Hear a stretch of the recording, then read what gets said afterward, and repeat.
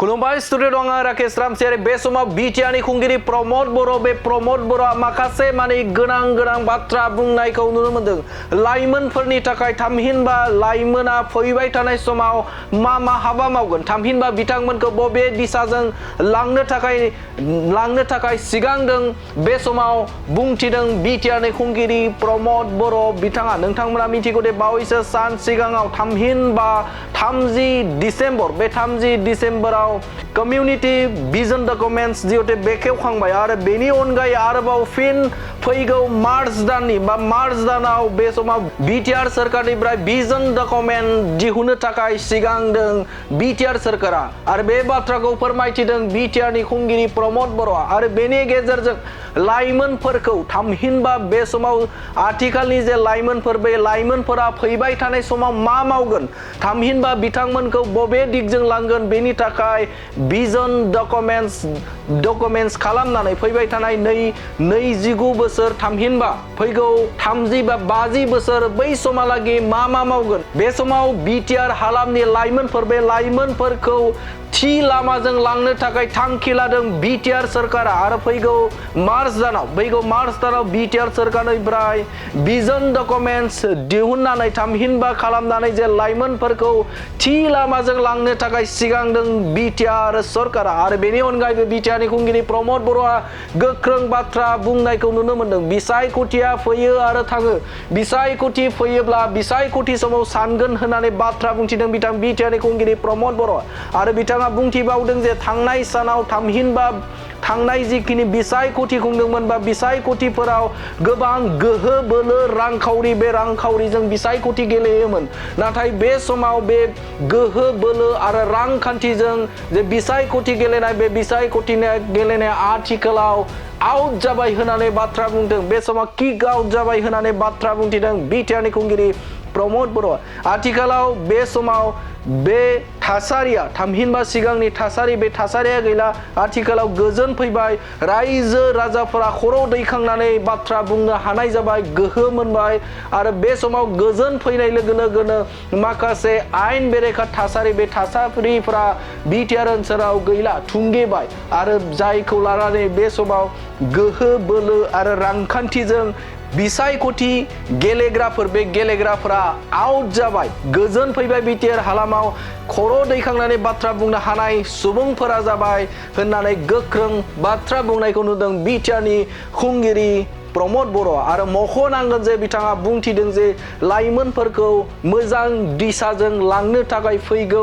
50 बोसोर बा 30 बोसोर बै समसिम लाइमोनफोरखौ मोजां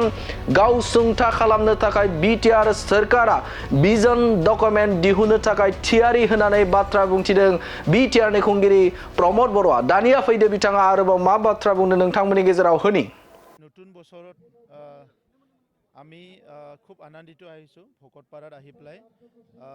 বিটিচি চৰকাৰৰ SOPD ফাণ্ডাৰে আমাৰ ইৰিগেশ্যন ডিপাৰ্টমেণ্টে বিশেষকৈ আমাৰ EM ডাঙৰীয়াই অকল এই ভকতপাৰাত নহয় বিটিচিৰ বিভিন্ন অঞ্চলত য'ত আগতে ইৰিগেশ্যন বানবিলাক হয় কোনোবা এটা চেণ্ট্ৰেল স্কিম বা ষ্টেট স্কিমেৰে কৰা হৈছিলে, কিন্তু বিটিচিৰ SOPD ফাণ্ডৰ দ্বাৰাই তেনেকৈ ডাঙৰ কিছুমান ইৰিগেশ্যন বান ইতিমধ্যে বনোৱা হৈছে। ইয়াত আগত এটা বান আছিলে যিটো নাবাৰ্ডৰ বনাইছিলে, সেইটো ভাঙি গ'ল আৰু এতিয়া ৰাইজৰ অনুৰোধ হিচাপে এই বানটো বনোৱা হৈ গ'ল। মই চালোঁ এইটো বহুত সুন্দৰ হৈছে, খালি অলপ সৰু সুৰা কাম পিছফালে বাকী আছে, সেইখিনি কৰি দিয়াৰ পিছত মই ভাবিছোঁ এনাদাৰ 10 to 15 ইয়াৰ্ছৰ কাৰণে এইটো পাৰ্মানেণ্ট হৈ যাব। আৰু ভকতপাৰা অঞ্চল বা এই বৃহত্তৰ অঞ্চলত মানুহ বহুত ভালকৈ খেতি কৰে আৰু এতিয়া আমি চবেই বিচাৰিছোঁ যে খেতিটো এবাৰ নহয়, খেতিটো 3 বাৰ হ'ব লাগে আৰু যেনেকৈ বিচাৰে খেতিয়কসকলে তেনেকৈ এনি টাইম খেতি কৰিব পৰা এটা পৰিৱেশ থাকিব লাগে। আৰু ইয়াত মূল খেতি বুলি ক'লে ধান খেতিটো মানে পানীয়ে চবচে প্ৰয়োজন, বাকী আপুনি যিটো ৰবি শস্য বা বেলেগ শস্য আছে কিছুমানত পানী কম লাগে, কিন্তু পানী থাকিলে খেতিয়কে মানে খুব সুস্থ মনেৰে কামখিনি কৰিব পাৰে। আৰু ইয়াত আমি বিটিচি অঞ্চলত যিটো নেকি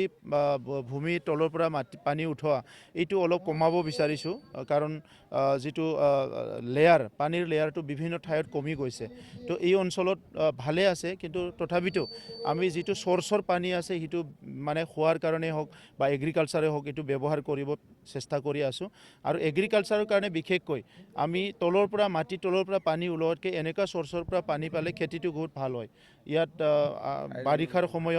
বাৰিষাৰ সময়ত বিভিন্ন নদ নদীবিলাকৰ পানী আহি যায় খেতি পথাৰৰ মানে পানী আহি যায় য'ত নেকি বিভিন্ন ধৰণৰ সাৰ আৰু নিউট্ৰিয়েণ্টবিলাক আহি যায় সেইকাৰণে যিটো এৰিগেশ্যন বান্ধবিলাক আৰু এগ্ৰি বান্ধবিলাক আমি বহুত গুৰুত্ব দিছোঁ মই ভকতপাৰা ৰাইজক BTR চৰকাৰৰ তৰফৰ পৰা আমি নতুন বছৰৰ এটা গিফ্ট দিবলৈ পাই আনন্দিত হৈছোঁ মই ৰাইজক এটাই অনুৰোধ কৰিছোঁ মই দেখিছোঁ বহুত চেনজিটিভ হয় মানুহবিলাকে আমাৰ সভাপতি ডাঙৰীয়াও বহুত চেনজিটিভ হয় বান্ধটো পাই পেলাই তেখেতে আৱেগিক হৈ পাৰিছে গতিকে অনাগত দিনত এই বান্ধটো যিটো এইটো আমি আজি অপেনিং কৰিলোঁ সেইটো যাতে চবে কেয়াৰ কৰে চোৱা চিতা কৰে ভালকৈ মই সেইটোকে অনুৰোধ কৰিছোঁ মুখ্যমন্ত্ৰীয়ে চুবুৰীয়া ভূটানৰ লগত কথা পাতিছে ইৰিগেশ্যন বা অন্যান্য ক্ষেত্ৰত গোটেই BTCত সেই ব্যৱস্থা কৰা হ'ব চাওক আমি প্ৰাকৃতিকভাৱে এনেকুৱা এটা ঠাইত আছোঁ সঁচাকৈ আমি ভগৱানক ধন্যবাদ দিব লাগিব চব দিশৰ পৰাই এটা সুন্দৰ অঞ্চলত আমি আছোঁ এই অঞ্চলত আমি যিখিনি আমাক নেচাৰে দিছে এইটো বেলেগ অঞ্চলত ইয়াৰ ইমান সুবিধা নাই পানীৰ ক্ষেত্ৰতো গোটেই ভূটান পাহাৰটো ওচৰত আছে বা ভূটান আছে তাৰ পৰা বহুত নদীবিলাক চ'ৰ্চবিলাক আছে প্ৰায় 21টা আমাৰ নদী ভূটান পাহাৰৰ পৰা বা পাহাৰৰ পৰাও নামি আহিছে সেই নদীবিলাকত 12 মাহে পানী থাকে গতিকে সেই পানীখিনি আমি অলপমান আমাৰ টেকন'লজি ইউজ কৰি পেলাই সেইটো খেতিৰে হওক বা খোৱাৰে হওক ব্যৱহাৰ কৰিব পৰা যায় ইতিমধ্যে ওদালগুৰি জিলাত JJMত চ'ৰ্চৰ পানীৰ দ্বাৰা যিটো নেকি গ্ৰেভিটেশ্যনেল ফ'ৰ্চৰ দ্বাৰা কোনো ইলেক্ট্ৰিক ইউজ নকৰাকৈ সেই পানীটো ইউজ কৰা আৰম্ভ কৰিছে আৰু সেইকাৰণে অহা 10 বছৰৰ ভিতৰত BTR অঞ্চলত আমি তলৰ পৰা পানী ওলোৱাটো যাতে বন্ধ কৰিব পাৰোঁ আহি থকা সময়ৰ কাৰণে যেটো আমাৰ নেচাৰ হিটো প্ৰিজাৰ্ভ কৰাৰ কাৰণে আমি বডলেণ্ড গ্ৰীণ মিছনৰ দ্বাৰা ইয়াৰ ৰুৰকিৰ কিছুমান এক্সপাৰ্ট লৈ আহি ষ্টাডি ৰিচাৰ্চ আৰম্ভ হৈছে জাৰ্মানী ইঞ্জিনিয়াৰিং সকলো আহিছে তেখেত সকলৰ দ্বাৰা ষ্টাডি আমাৰ চলি আছে গতিকে কোকৰাঝাৰৰ পৰা লৈ পেলাই ওদালগুৰিলৈকে আমাৰ যিমানখিনি BTC অঞ্চল আছে আমি চ'ৰ্চৰ পানীটো ইউজ কৰাৰ কাৰণে নদীৰ পানীটো ইউজ কৰাৰ কাৰণে এটা চিন্তা কৰা হৈছে আৰু আমি ইউজ কৰাৰ পিছত আমাৰ ওচৰৰ ডিষ্ট্ৰিক্টবিলাক BTCৰ বাহিৰৰ ওচৰৰ ডিষ্ট্ৰিক্টবিলাকো এই পানীৰ সুবিধাটো পাব ৰাজনীতিৰ কথা সুধিব পাৰিম যে হৈছে আপুনি নতুন প্ৰজন্মক চান্স দিম বুলি কৈছে হয়তো পুৰণি বহু MCLA কথা যাব নাই টিকেটৰ কথাটো আহি পোৱা নাই এতিয়া নতুন প্ৰজন্ম মানে মই পলিটিকেল কথা কোৱা নাই যে আমাৰ নতুন প্ৰজন্মত যুৱতীসকল আছে যিসকলে স্কুল কলেজৰ বাহিৰত ওলাই আহিছে সেইটো ডাঙৰ নাম্বাৰ এটা আছে সংখ্যা এটা আছে এই সংখ্যা যিসকলে চাকৰি বাকৰি সংস্থাপন কৰিব ইয়াৰ বাহিৰে যিখিনি আছে সেইসকলক আমি ছ'চিয়েল ৱৰ্ক পলিটিকেলতে হওক বা বিভিন্ন কামত তেখেতসকলক এংগেজ কৰিব লাগিব সেইকাৰণে নতুন য়াং যিটো জেনেৰেশ্যন আছে যিয়ে আহি থকা 50 বছৰত আহি থকা 30 বছৰত সোসাইটিৰ কাৰণে কাম কৰিব তেখেতসকলক টাৰ্গেট কৰি আমাৰ শিক্ষা আমাৰ সামাজিক পৰিৱৰ্তন আমাৰ যিবিলাক জীৱিকা লাইভলিহুড এই গোটেই কথাখিনি আজি BTR চৰকাৰে আমি চিন্তা কৰিছোঁ আৰু অহা মাৰ্চ মাহত আমি চৰকাৰৰ এটা ভিজন ডকুমেণ্ট ৰিলিজ কৰিম আমি এই ডিসেম্বৰ মাহৰ 30 তাৰিখত কমিউনিটি ভিজন ডকুমেণ্ট আমি ৰিলিজ কৰিছোঁ কিন্তু অহা মাৰ্চ মাহৰ ভিতৰত আমি চৰকাৰৰ ভিজন ডকুমেণ্ট ৰিলিজ কৰিম য'ত আমাৰ চৰকাৰখনে অহা 5 বছৰত নেক্সট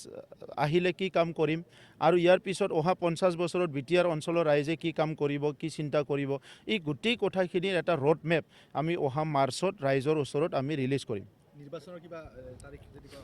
এতিয়ালৈকে তেনেকুৱা অহা নাই নিৰ্বাচনটোতো আৰু পলিটিক্স কৰা দিনৰ পৰাই নিৰ্বাচনৰ কথাটো সদায় মনত থাকে গতিকে আৰু আহিব যাব হিটোটো এটা গণতান্ত্ৰিক পৰ্ব তাত আৰু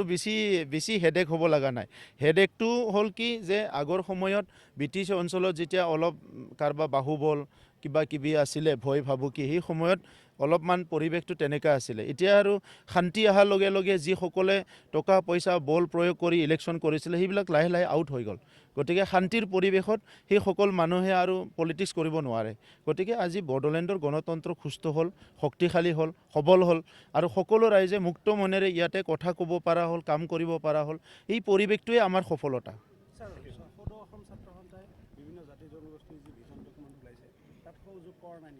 নাই সহযোগ কৰা নাই নহয় সদৌ অসম ছাত্ৰ সন্থা হ'ল সকলো জনগোষ্ঠীৰ কাৰণে তো সকলো জনগোষ্ঠীক লৈ সদৌ অসম ছাত্ৰ সন্থা গতিকে ভিজন ডকুমেণ্টত এটা জনগোষ্ঠীৰ বনোৱা হৈছে